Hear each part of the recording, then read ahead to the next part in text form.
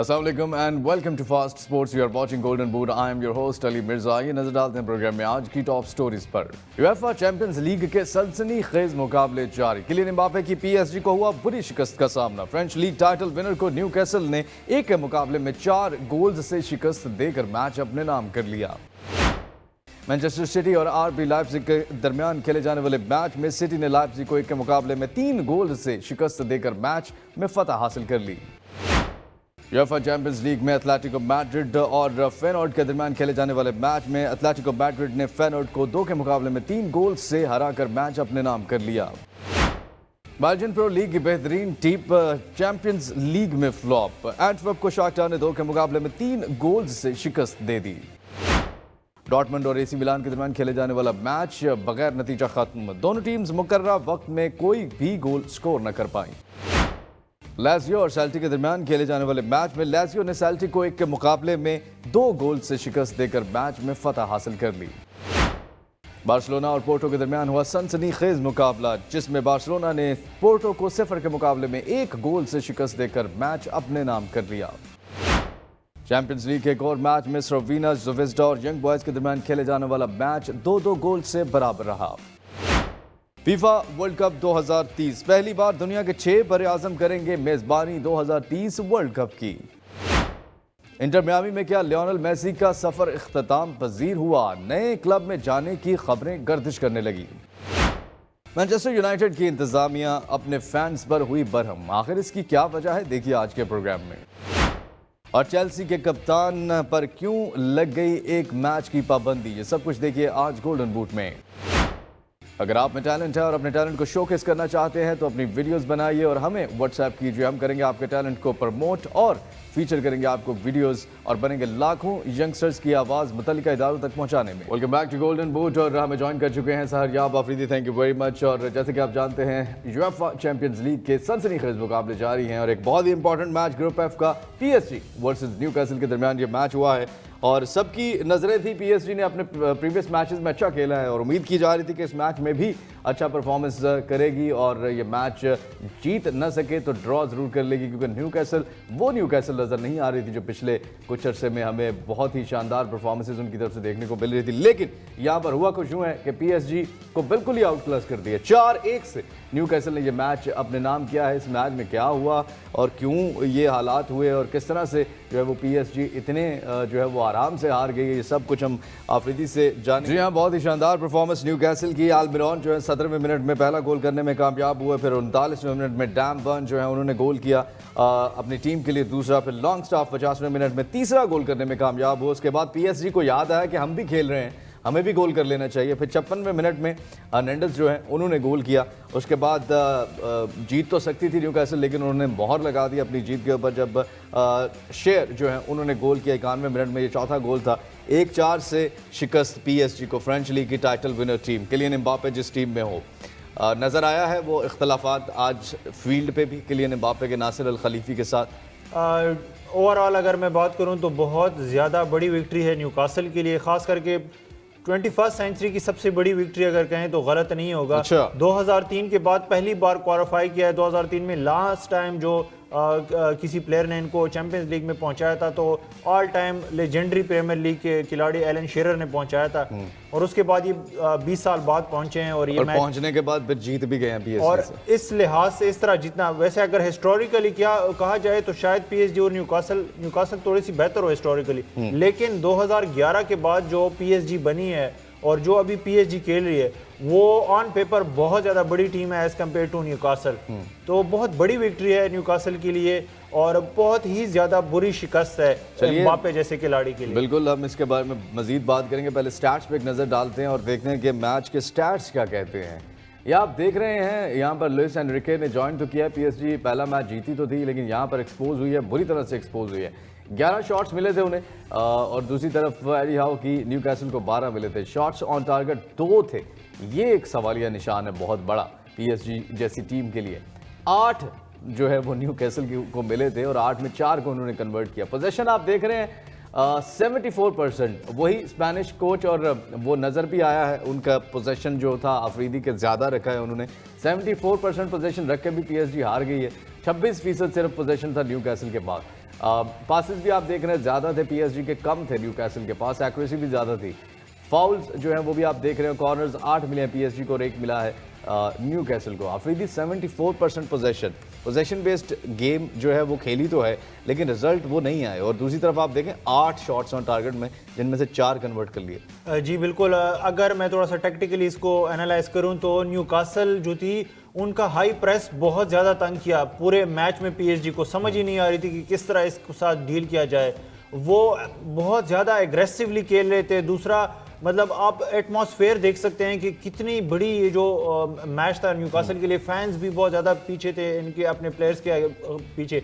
लेकिन Luis Enrique क्योंकि Spanish है, जैसे आपने कहा कि पोजीशन बेस्ड फुटबॉल खेलती है स्पेनिश जितनी भी टीम्स होती हैं और जितने भी कोचेस होते हैं। अब बात आ जाती है एंड पे कि अभी मोस्टली जो बड़े टीम है, चाहे न्यूकासल है, चाहे मैनचेस्टर सिटी है, चेल्सी है, इवन मैनचेस्टर यूनाइटेड है, अर्लिंग हालैंड भी गोल्स नहीं करे, तो स्ट्राइकर्स की बहुत ज़्यादा हमें कमी नज़र आ रही है कि गोल स्कोरिंग जो कैपेसिटी है और जो एबिलिटी है वो लूज़ कर गई है ऑलमोस्ट सारे स्ट्राइकर्स।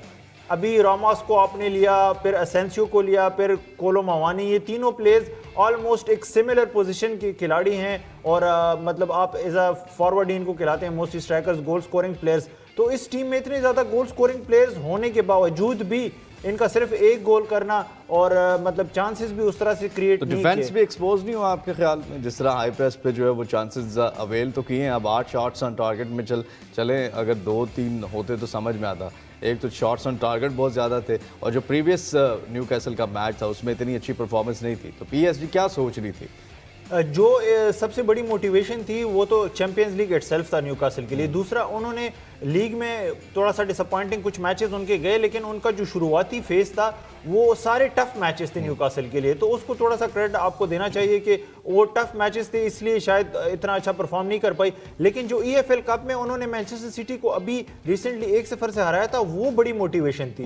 तो उसने इनको वो किक दिया कि अगर हम मैनचेस्टर सिटी को, जो ट्रेबल विनर्स हैं, जो अभी right now one of the most successful club है, वो भी प्रीमियर लीग में भी कोई मैच नहीं हारे, कोई नहीं आ रहे, उनको आप हराते हैं तो फिर एक एक्स्ट्रा मोटिवेशन मिलती है। दूसरा, जब आप एक और मोटिवेशन ये होती है कि आप दुनिया के सबसे बेहतरीन खिलाड़ी के अगेंस्ट खेल रहे हैं और आपका क्लब 20 साल बाद पहुंचा है चैंपियंस लीग में, तो उनके लिए मोटिवेशंस बहुत ज़्यादा थी। जबकि दूसरी तरफ पीएसजी का जो पिछले महीने नासिर अल खलीफी ने एक बयान भी दिया था कि हमारा जो ख्वाब था, दरीना ख्वाब चैंपियंस लीग जीतना, उसको हमने अभी के लिए छोड़ दिया है। हम अभी इसको एज अ प्रोजेक्ट लेके चल रहे हैं पीएसजी को, और यंग प्लेयर्स हमने इसीलिए रिक्रूट किए। अब इस टीम में जो है वो एवरेज एज अराउंड 24 साल है, मोस्टली 24 साल के नीचे ही खिलाड़ी खरीदे हैं।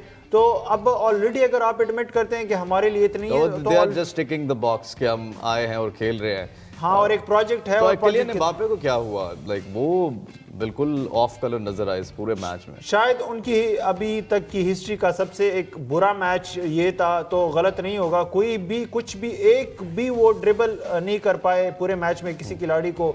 और वो जो इकलौता एक मोमेंट था जिसमें उन्होंने एक अच्छा बॉल खिलाया था डेम्बेले को, जो डेम्बेले ने शूट तो लगाई थी, लेकिन नहीं तो इसकी क्या, इसकी वजह वो आपको लग सकता है जो इनके चल रहे हैं मामला चल रहे हैं नासिर अल खलीफी के साथ? नहीं, पर्सनली इस मैच में जो वजह बनी वो थी कि थोड़ा सा पिछले, अगर आप फ्रेंच लीग में जाएं तो 2 हफ्ते पहले इनको एक इंजरी हुई थी जिसकी वजह से वो एक मैच भी नहीं खेल पाए थे। अच्छा। तो ये मैच जो था मोस्टली प्रेडिक्टेड था उस इंजरी के बाद कि शायद ये जो 10 दिन बाद मैच है वो मिस कर जाएंगे न्यूकासल के खिलाफ, लेकिन उनको खिलाया। आप देखते हैं कि वो कितने फिट थे, कितने इंजर्ड थे, वो बाद में न्यूज़ आएगी। बुकायो साका वाला उनके साथ अगर हम कंपेयर करें तो वो वाला सीन हुआ है, वो वाला सीन ही हुआ है। चलिए बिल्कुल, और न्यूकैसल के लिए बहुत बड़ी विक्ट्री है ये, और जिस तरह से उन्होंने पीएसजी को हराया तो अब न्यूकैसल को आसान हदफ नहीं समझा जाएगा इस चैंपियंस लीग में। एडी हाउ काफ़ी खुश होंगे और खुशी में वो क्या बहुत खुश हैं और अपनी खुशी को क्या बहुत ज़्यादा सेलिब्रेट कर रहे हैं इस विन को। यहाँ पर वो जो है अभी अपने क्या वो उसको कहते हैं कि इतनी ज़्यादा खुश नहीं है क्योंकि आगे भी लॉन्ग वे टू गो। सो जी, आप कुछ कहना चाहें? बिल्कुल, उन्होंने इवन कहा भी है कि वी शुड बी ग्राउंडेड, मतलब हमें इतना ज़्यादा वो नहीं करना। लेकिन वही बात जो आफरीदी ने की, ग्राउंडेड है, इतना ज़्यादा सेलिब्रेट नहीं कर रहे। आफरीदी, लुइस एनरिके की आप कोचिंग को किस तरह से देखते हैं? क्योंकि देखा गया और सोचा गया था कि जब वो आएंगे किलियन एम्बापे को भी टीम में खिलाने में उनका काफ़ी बड़ा रोल है। अच्छा, डॉर्टमुंड जैसी टीम को चैंपियंस लीग के पहले मैच में उन्होंने शिकस्त दी 2-0 से, और डॉर्टमंड जो कि बहुत ही शानदार परफॉर्मेंस देकर आई थी। इस मैच में क्या हो गया और लुइस एनरिके की क्या स्ट्रैटेजीज उस तरह से कामयाब नहीं हो पाई? आप किस तरह से देखते हैं उनकी कोचिंग को? वैसे ये तो नहीं कहना चाहिए कि उनको पता नहीं था कि न्यूकासल कैसे खेलती है। न्यूकासल ऑलमोस्ट सारी टीमों के साथ ऐसे ही खेलती है कि वो गैंग हाउ आपके ऊपर आती है और हाई प्रेस करती है। लेकिन ये है कि लुइस एनरिको को इतनी बुरी शिकस्त का खुद भी अब एनालाइज करेंगे कि ये क्या हो गया। लेकिन ये भी तो है कि उन्होंने जो है वो ना ही फेस करने के मूड में थे न्यूकैसल को। उनका बयान भी आया था कि वो फेस नहीं करना चाह रहे थे अभी की पीएसजी को लेकर न्यूकैसल को। जी बिल्कुल, उन्होंने कहा था कि अभी जो न्यूकासल की टीम है मैं उसको अवॉइड करूंगा फेस करना। काफ़ी एक ऐसी टीम है जो ऑन द डे आपको डिस्ट्रॉय कर सकती है और वो ही हुआ। लेकिन लुइस एनरिके अगर स्ट्रेटजी वाइज देखा जाए तो पहला मैच तो जीत गए थे, लेकिन उसके बाद फ्रेंच लीग में भी कोई खातिर खा परफॉर्मेंस नहीं है। बिल्कुल 7 मैचेस खेले हैं व्यूवर्स। फ्रेंच लीग में अभी तक 3 जीते हैं, 3 ड्रॉ किए हैं और 1 हारे हैं। लेकिन ये जो पिछले साल का तनासुब था, ऑफ कोर्स अभी 5वीं पोजीशन पे है, लेकिन वो जो हारने का रेशो था वो तो कम हुआ है। मतलब ड्रॉ कर रहे हैं अब मैचेस। आप इसको पॉजिटिव वे में नहीं देखते? नहीं, अगर नासिर अल खलीफी का आप टेन्योर देके 2011 के बाद जब ये क्लब लिया था तो उसके बाद सबसे बुरा स्टार्ट है। इवन अगर आप पिछले सीजन का देखें तो पिछले सीजन मैनेजर्स आ रहे थे जा रहे थे और बहुत ज़्यादा क्राइसिस था, लेकिन फ्रेंच लीग में दूसरे नंबर पे भी थी, लांस पहली थी, लेकिन पॉइंट्स का तनासब और विन रेशो इससे बेहतर था। लेकिन मेसी भी तो थे, नेमार भी तो थे तब। हाँ, ऑब्वियसली टीम बहुत बेहतर थी, लेकिन आप ये भी कह सकते हैं कि ये टीम ज्यादा बैलेंस है। वो बेहतर थी, ये बैलेंस है, क्योंकि इसमें आपके पास ऐसे खिलाड़ी हैं जो ट्रैक बैक भी करते हैं और एक मुकम्मल आपकी 11 खिलाड़ियों की टीम। तब तो आपके पास 3 खिलाड़ी ऐसे थे कि अटैक में होते थे और डिफेंस में नहीं होते थे, तो ये चीज भी देखनी पड़ेगी। अब लेकिन आपको लगता है लुइस एनरिके की क़यादत में जो है वो टीम आगे ग्रो कर सकती है अगर उनको कुछ वक्त मिले? अगर लुइस एनरिके का थोड़ा सा हिस्टोरिकल बैकग्राउंड हम देखें तो बार्सिलोना के साथ उनका बहुत सक्सेसफुल स्पेल रहा था जिसमें वो चैंपियंस लीग, ला लीगा वगैरह जीत गए थे, लेकिन उसके बाद कोई खातिर खा major breakthrough Spanish national team के कोच रहे हैं, उधर भी कुछ खास अचीवमेंट नहीं थी। अब इधर आके देखना पड़ेगा। टैक्टिशियन तो ये बहुत अच्छे हैं, लेकिन किस तरह इंप्लीमेंट करते और सक्सेसफुली हो भी जाएंगे या नहीं। प्लेयर जो हमने फीचर किए हैं इस मैच में वो है ब्रूनो गुमेरिश। बहुत ही शानदार उनकी परफॉर्मेंस। और यहाँ ब्रूनो गुमेरिश बहुत ही शानदार परफॉर्मेंस इनकी, और इस मैच में क्या परफॉर्मेंस थी उस पर भी हम बात करेंगे। आफरीदी, आप मुझे बता रहे थे कि रियल मैड्रिड भी इनको लेना चाह रही है, ब्राज़ीलियन ये प्लेयर हैं। क्या आपको लगता है कि रियल मैड्रिड जो है वो लेने में कामयाब हो पाएंगी? अभी के लिए तो इन्होंने न्यूकासल में पिछला सीज़न भी बहुत शानदार खेला और ये सीज़न भी वो कहते हैं ना कि फ्लाइंग कलर्स में ये पास कर रहे हैं सारा कुछ, तो ऑब्वियसली डिज़र्व तो करते हैं रियल मैड्रिड जैसी टीम को भी जिस कैलिबर के ये खिलाड़ी हैं। और अगर रियल मैड्रिड चाहती है किसी खिलाड़ी को ख़रीदना और इंटरेस्ट हो, जैसे कि हमने न्यूज़ शामिल की थी, तो मुझे लगता है ना तो नहीं होती रियल मैड्रिड को। बिल्कुल ना नहीं होती। और यहाँ पर पीएसजी के लिए जो है वो उनके अगेंस्ट खेल रहे हैं और न्यूकैसल की तरफ से खेल रहे हैं, तो ये भी देखना होगा क्योंकि न्यूकैसल के भी चांसेस इस चैंपियंस लीग में काफ़ी पॉजिटिव और अच्छे नज़र आ रहे हैं। और यहाँ पर देखते हैं कि गुमेरिश जो है इस मैच में उनकी क्या परफॉर्मेंस थी, क्या स्टैट्स उनके कहते हैं, दिखाइएगा स्टैट्स। ये आप देख रहे हैं, असिस्ट उन्होंने 1 किया है, एक्यूरेट पासेस 71% थे, चांसेस जो क्रिएट किए वो 2 थे, टचेस 44 थे, passes into final third 8, tackles 1 जो है वो 100% किए हैं और रिकवरीज जो है वो 14 है। प्रीमियर लीग में अभी तक न्यूकैसल की तरफ से 7 मैचेस खेल चुके हैं और 1 गोल किया है, 1 असिस्ट किया है ब्रूनो गुमेरिश। अफरीदी, ब्रूनो नाम के वैसे काफ़ी प्लेयर्स अच्छे होते हैं, जैसे यूनाइटेड के लिए ब्रूनो फर्नांडिस की शानदार परफॉर्मेंसेज हैं। पुर्तगाल में उन्होंने 9 गोल्स कर दिए थे और उसमें भी उनके 3-4 गोल थे, बहुत ही शानदार परफॉर्मेंस थी। ये प्लेयर भी जो है वो लाइमलाइट में आ रहे हैं, ब्राज़ील के प्लेयर हैं, वर्ल्ड कप में शायद इनको बेंच किया गया था, लेकिन अब रियल मैड्रिड इंटरेस्टेड है इनको लेने में। क्या ये डील डन हो पाएगी या नहीं हो पाएगी, ये जनवरी ट्रांसफर विंडो में हम देख पाएंगे। ये चैंपियंस लीग का मैच जो कि पीएसजी हार गई है न्यूकैसल से 4-1 से, ये मैच आ रही है। यहाँ पर एक छोटी सी ब्रेक का वक्त हुआ चाहता है। Welcome back to golden boot program में अब बात करेंगे यूएफए चैंपियंस लीग में हुए एक और मैच की, जो हुआ है Manchester City versus RB Leipzig के दरमियान। 3-1 से सिटी ने ये मैच अपने नाम किया है। कितना आसान था सिटी के लिए ये मैच, ये सब कुछ जानेंगे आफरीदी से। जी हाँ, मैनचेस्टर सिटी ने 3-1 से ये मैच जीता है। फिल फोर्डन जो है 25वें मिनट में पहला गोल करने वाले खिलाड़ी थे, फिर उसके बाद बराबर कर दिया था आरबी लाइप्जिग की तरफ से ओपेंडा जो है उन्होंने गोल किया था और ये मैच फिर बराबर रहा 84 मिनट तक, जब एल्वारेज ने बहुत ही शानदार, जी हाँ ये वही एल्वारेज हैं जिन्होंने अर्जेंटीना के लिए वर्ल्ड कप में बेहतरीन परफॉर्म किया था और मेसी के साथ इनकी तस्वीर भी थी बचपन की और वो वक्त भी था जब वर्ल्ड कप में उनके साथ परफॉर्म किया। वही एल्वारेज जो है उन्होंने 84वें मिनट में ये गोल करके मैनचेस्टर सिटी को बर्तरी दिला दी। उसके बाद डोकू जो है 92वें मिनट में उन्होंने इस बर्तरी पे मोहर लगा दी और फिर आरबी लाइप्जिग के पास कोई मौका नहीं था मैच में वापसी का। 3-1 से सिटी ने ये मैच जीता है। सिटी मैच हार नहीं रही। पिछले कुछ मैचेस में हमने देखा कि जैसे तैसे इतनी क्लिनिकल परफॉर्मेंस नहीं थी उनकी, लेकिन जैसे तैसे वो मैचेस जीत रही थी, चाहे वो प्रीमियर लीग के हो या चैंपियंस लीग के हो। परफॉर्मेंस ये वाली आप सेटिस्फाइड हैं? आपको सिटी वो सिटी नजर आ रही है ट्रैवल विनर?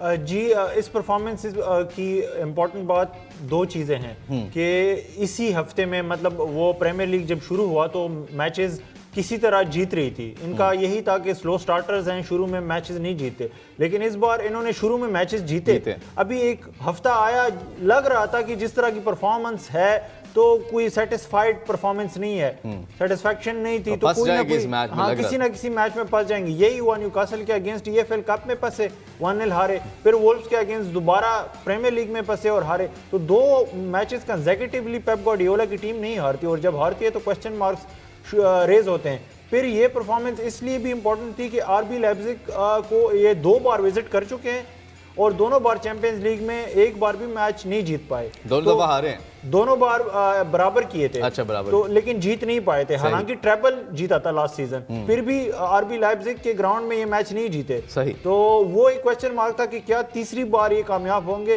तो इसलिए भी ये मैच बहुत जरूरी था। अर्लिंग हालैंड भी गोल स्कोर नहीं कर रहे, वो बॉक्स तो टिक नहीं हुआ, वो तो वही का वही रहा कि उन्होंने इस मैच में भी चांसेस मिस किए हैं जिस तरह वो पिछले 2-3 मैचेस में कर रहे हैं। तो लेकिन रॉड्री जो है वो वर्ल्ड क्लास खिलाड़ी, रॉड्री जब भी खेलते हैं मैनचेस्टर सिटी नहीं हारती और रॉड्री इसलिए हर मैच में प्लेयर ऑफ द मैच भी हुए हैं काफी। ये बिल्कुल, और क्योंकि अभी लेकिन कार्ड भी तो मिल गया था उनको, रेड कार्ड। ये उनकी हिस्ट्री में जिंदगी में पहली दफा उनको रेड कार्ड मिला था। जी बिल्कुल, रेड कार्ड भी मिला था। थोड़ा सा उस मैच में ओवरऑल एग्रेशन बहुत ज़्यादा था जिसकी वजह से रेड कार्ड मिल गया था। और ये कि रॉड्री क्योंकि इंजर्ड थे तो आप देखें कि दोनों मैचेस हार गई थी जिनमें वो नहीं खेले। और ओवरऑल जो रॉड्री का इम्पैक्ट है इस टीम पे वो बहुत ज़्यादा इम्पोर्टेंट है। जूलियन एल्वारेज या हुलियन एल्वारेज जो हैं वो भी जब भी बेंच से आते हैं ना तो वो सुपर सब उनको अगर कहें तो गलत नहीं होगा। आउटस्टैंडिंग गोल इस मैच में भी और हर मैच में एक मैच विनर के तौर पे उभरते हैं। बिल्कुल उभरते हैं, मैच के स्टैट्स में नजर डालते हैं और देखते हैं कि दोनों टीम्स ने क्या अचीव किया इस मैच में। शॉट्स आप देख रहे हैं, मार्को रोज की आरबी लाइप्जिग के पास 3 शॉट्स थे, 18 थे पेप गार्डियोला की मैनचेस्टर सिटी के पास। शॉट्स ऑन टारगेट 1 ही मिला आरबी लाइप्जिग को जिसको उन्होंने कन्वर्ट कर दिया, 1 गोल किया। फिर 5 मिले थे सिटी को जिसमें से 3 कन्वर्ट किए और गोल्स की पोजीशन आप देख रहे हैं 69% था मैनचेस्टर सिटी के पास, 31% था आरबी लाइप्जिग के पास। पासेस आप देख रहे हैं 767 पासेस जो एक मैच में बहुत ज़्यादा होते हैं और 351 जो है वो आरबी लाइप्जिग के पास थे। पास एक्यूरेसी भी आप देख रहे हैं, फाउल्स देख रहे हैं, यहाँ पर कॉर्नर्स मिले हैं 3 मैनचेस्टर सिटी को, 2 मिले हैं आरबी लाइप्जिग को और येलो कार्ड्स 1 मिले हैं मैनचेस्टर सिटी को, 2 मिले हैं आरबी लाइप्जिग को। बहुत ही शानदार परफॉर्मेंस मैनचेस्टर सिटी की। दूसरी तरफ आरबी लाइप्जिग का क्या देख रहे हैं आप चैंपियंस लीग में फ्यूचर? वैसे तो चैंपियंस लीग में अपने ग्रुप से इनको निकलना चाहिए मैनचेस्टर सिटी के साथ, लेकिन अगर बात की जाए तो इनका भी सीज़न कुछ अच्छा शुरू नहीं हुआ और बुंडेसलीगा में थोड़ा सा स्ट्रगल कर रही है। मतलब एक्सपेक्टेड यही था कि शायद इस बार जो है ये एक चैलेंजर बन के उतरे और डॉर्टमंड के साथ ये दूसरी टीम बनेगी जो टाइटल के लिए जर्मन लीग में। दूसरी जो बाकी जो इस ग्रुप की अगर बात करें व्यूवर्स, ग्रुप जी है, यंग बॉयज़ हैं और दूसरी तरफ ज़वेस्डा जो है वो खेल रही है और वो पहली बार ही चैंपियंस लीग में प्रमोट होकर आई हैं या मतलब विन करके आई हैं। तो अगर उनसे मुकाबला करें या कंपैरिजन तो आरबी लाइप्जिग काफ़ी ऊपर है। जी बिल्कुल, ये दोनों यंग बॉयज़ और क्रेवन ज़वेस्डा दोनों टीमों को आराम से आरबी लाइप्जिग को हराना चाहिए क्योंकि मैनचेस्टर सिटी को जो टीम इतनी टफ फाइट देती है, आप देखें पहले हाफ में बराबर था और उनको एक चांस मिला, उन्होंने फिनिश किया। लुइस ओपेंडा बहुत ही अच्छी साइनिंग लांस के लिए पिछले सीजन, आउटस्टैंडिंग। बिल्कुल बहुत ही शानदार प्लेयर हैं। और यहाँ पर अफरीदी, ये वो मैच आप कह सकते हैं सिटी के लिए था कि वो सिटी वापसी उस सिटी की हुई है जो सभी मतलब फैंस की आंखें तरस रही थी, जिस तरह की परफॉर्मेंसेज हमें पिछले सीजन या ट्रैवल विनर्स सिटी नज़र आ रही थी। तो ये वो मैच है जिसमें आप कह सकते हैं कि सिटी अब उस तरह से पब, लेकिन अर्लिंग हालैंड पे वही सवालिया निशान है। वो आपको क्या लगता है उनका कमबैक हो सकता है? पिछले 2-3 मैचेस में कुछ नहीं किया उन्होंने। हाँ, स्ट्राइकर्स का होता है कि वो उन पे एक ड्राई पैच आता है और 4-5 मैचेस क्या 10 मैचेस तक भी एक्सटेंड हो सकता है अगर बहुत बुरा चले। सिटी इस मैच में बहुत इंप्रूव टीम थी पिछले 2 मैचेस से, लेकिन मेन चीज़ यही है कि क्योंकि खिलाड़ी इनके मोस्टली जो 2 बहुत ही इंपॉर्टेंट, एक डिफेंस में जॉन स्टोन्स और केविन डुब्राइन, दोनों जब वापस आएंगे ना तो ये टीम फिर कंप्लीट होगी और उसके बाद हमें वो पिछले साल वाली चैंपियंस लीग विनिंग टीम नजर आएगी। ऑब्वियसली इन्होंने बहुत सारे प्लेयर्स जाने दिए हैं जिसमें गुंडोगान, मारेज वगैरह, ये काफ़ी इंपॉर्टेंट खिलाड़ी थे, इस टीम का हिस्सा थे। लेकिन बड़ी बात है उसके बाद भी जो है वो मैनेज कर रही है, विन कर रही है और हार नहीं रही। ये सबसे इंपॉर्टेंट चीज़ है मैनचेस्टर सिटी के लिए कि इतने प्लेयर्स जाने के बाद और प्लेयर्स इंजर्ड होने के बाद भी वो समहाउ मैनेज कर रही है, विक्ट्रीज अपने नाम कर रही है। प्लेयर जो हमने इस मैच में फीचर किए हैं वो हैं फिल फॉर्डन। शानदार उन्होंने गोल भी किया और शानदार परफॉर्मर है। और जो यहाँ फिल फॉर्डन शानदार परफॉर्मेंस उन्होंने दी अपनी टीम के लिए और स्टैट्स उनके क्या कहते हैं उस पर भी बात करेंगे। लेकिन आफरीदी, आप क्या कहना चाहेंगे फिल फॉर्डन के बारे में? बहुत ही आउटस्टैंडिंग खिलाड़ी हैं और बहुत ही अच्छा खेल रहे हैं क्योंकि इन्होंने जो बूट्स फिल करने थे वो केविन डुब्राइन के थे और क्रिएटिव वाइज तो शायद केविन डुब्राइन इनसे ऊपर हैं और इसमें कोई शक नहीं है। Kevin De Bruyne one of the greatest अभी अपने जनरेशन के हैं, लेकिन फिल फॉर्डन भी बहुत यंग है और इतने कम एज में इस लेवल पे परफॉर्म करना रेगुलरली, तो वो भी इस पोजीशन के लिए आप कह सकते हैं कि केविन डुब्राइन की जो पोजीशन है जो खाली होगी कल को जब वो रिटायर हो जाएंगे या छोड़ देंगे क्लब को, तो फिल फॉर्डन तैयार बैठे हुए हैं। जी बिल्कुल, और ये हमें अभी मुसलसल हर मैच में दिखा भी रहे हैं कि मतलब बेशक वो उस लेवल पे क्रिएटिव नहीं है, लेकिन आहिस्ता आहिस्ता वो सीखते रहेंगे जो वीकनेसेस है। खास करके पेप गार्डियोला जैसे मैनेजर के अंडर जब आप खेलते तो आपका ओवरऑल गेम बहुत इंप्रूव करता है। बिल्कुल। और स्टैट्स पे एक नजर डालते हैं, फिल फॉर्डन के स्टैट्स क्या कहते हैं, इस मैच में क्या अचीव किया उन्होंने। जी हाँ, आप देख रहे हैं गोल एक किया है, एक्यूरेट पासेस जो थे वो 90% थे, चांसेस जो क्रिएट किए वो 3 थे और उसके साथ साथ टचेस 76% थे, पासेस इनटू फाइनल थर्ड 2 थे, एक्यूरेट लॉन्ग बॉल्स 100% थी, ऑफ साइड्स जो है वो 1 हुआ था। इंग्लैंड के जो खिलाड़ी फिल फॉर्डन बहुत ही शानदार परफॉर्मेंस और अभी तक प्रीमियर लीग में 7 मैचेस में 1 गोल किया है और 3 असिस्ट कर चुके हैं। और यहाँ पर अब नज़र डालते हैं जो दूसरे फिक्सेस हुए हैं उन पे भी और किस टीम ने किसके अगेंस्ट अपना मैच जीता है ये आपके सामने है स्क्रीन पे आप देख रहे हैं। डॉर्टमंड AC मिलान, ये बहुत अफरीदी इंपॉर्टेंट मैच था और ये बराबरी जो है दोनों टीम्स को कितनी महंगी पड़ेगी, आप इसके बारे में कुछ कह सकते हैं? जी बिल्कुल, क्योंकि ग्रुप ऑफ डेथ है जैसे हम पहले भी बता चुके हैं और इसमें शायद ड्रॉ जो है वो ज़्यादा डैमेज आपको करे क्योंकि at the end of the day जो टीम एक भी मैच ज़्यादा जीतती है तो वो आगे चली जाएगी। PSG, न्यूकासल, डॉर्टमंड और AC मिलान, ये 4 टीम है इस ग्रुप में और ग्रुप ऑफ डेथ बिल्कुल सही कह रहे हैं आप, ड्रॉ आपको बहुत ज़्यादा हर्ट कर सकता है।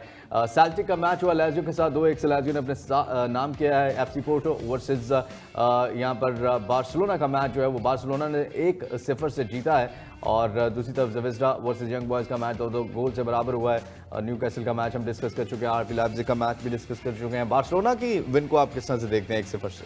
जी बिल्कुल, बार्सिलोना के लिए बहुत ही इंपॉर्टेंट मैच था और सबसे टफेस्ट टीम भी है पोर्टो इस ग्रुप में, लेकिन बहुत ही डिसअपॉइंटिंग परफॉर्मेंस। सबसे इंपॉर्टेंट ये कि उनका रिजल्ट जो था वो जीत गए थे लेकिन परफॉर्मेंस से बिल्कुल भी खुश नहीं हो गए। इस साल भी चैंपियंस लीग में उनका स्टार्ट कोई परफॉर्मेंस वाइज बहुत अच्छा नहीं है लेकिन जो सबसे इंपॉर्टेंट फैक्टर था क्लीन शीट, वो पिछले साल की 4 डिफेंडर्स जो पिछले साल कंसेक्यूटिवली खेल रहे थे और 28 क्लीन शीट्स सबसे ज़्यादा यूरोप में हासिल की थी, उसमें से इस बार तीनों ने ये मैच स्टार्ट किया था जिसमें जोल्स कुंडे, अराहो और बाल्डे।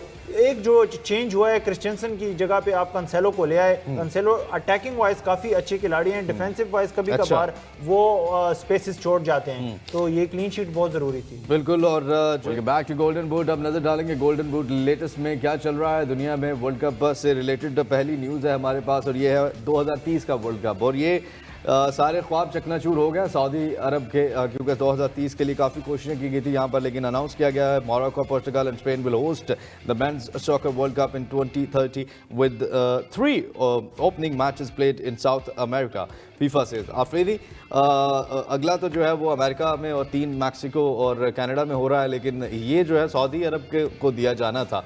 अब वो खबर क्या क्या है कि उनको क्यों नहीं मिला? असल में तो ये जो 3 कॉन्टिनेंट्स में अफ्रीका, अमेरिका और यूरोप में खेला जा रहा है, इसकी पीछे जो वजह है वो 100 साल पूरे हो जाएंगे 2030 में वर्ल्ड कप के।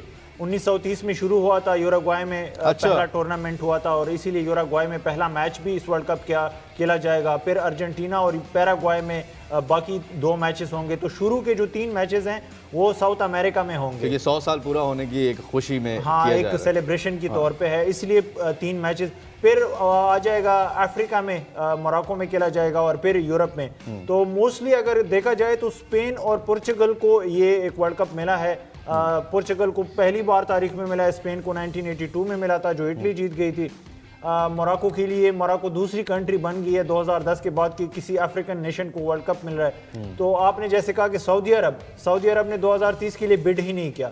अच्छा। मतलब उन्होंने सारी कोशिश तो शुरू में की थी, लेकिन फिर जब फीफा के साथ इनकी बात हुई तो फीफा ने इनको कहा होगा कि आपके लिए ज़्यादा सूटेबल 2034 का होगा। तो आप उन्होंने सारा रास्ता क्लियर कर दिया है। अब सारा जो वेस्टर्न मीडिया है ना वो बहुत ज़्यादा क्रिटिकल हुआ है। अब ये कंफर्म चीज़ नहीं है, ये फीफा ने अनाउंस किया, लेकिन फीफा के कांग्रेस में जाके इस पे डिबेट होगी और सारे मेंबरान जब इसके हक में वोट देंगे तब ही जाके ये फाइनलाइज होगा। लेकिन अभी के लिए यही न्यूज़ है। और सबसे इजी और स्मूथ ग्राउंड जो है वो सऊदी अरब के लिए 2034 का बनाया गया है ताकि सऊदी अरब अच्छा, उसमें क्या इजी है सऊदी अरब के लिए? क्योंकि ये कंट्रीज इन्होंने बिट करना था और इन्होंने मोस्टली अगर मेरिट पे जाता तो इन्होंने जीत जाना था।